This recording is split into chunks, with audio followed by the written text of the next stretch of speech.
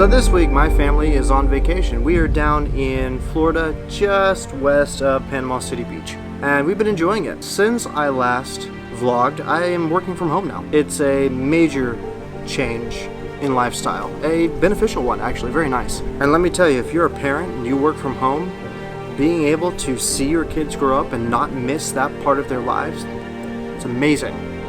Really, really love. I'm already so much closer to my second child, just seeing him grow up than I was my first, when I had to work 40 hours a week with a 1-hour commute one way. All that said, enjoy your family, work hard, work smart, rest. Don't forget to rest. And if at all possible, do what you love doing. Alright, well, I think that's all the time I really have right now. So enjoy the B-roll. I'll catch you guys later.